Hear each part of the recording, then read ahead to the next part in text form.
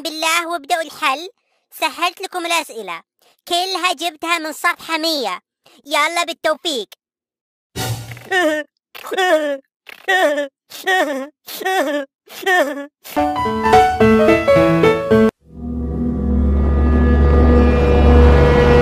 يا محمود، جاوبت؟ لا يكون بترسب زي كل مرة. والله ينتقم منك.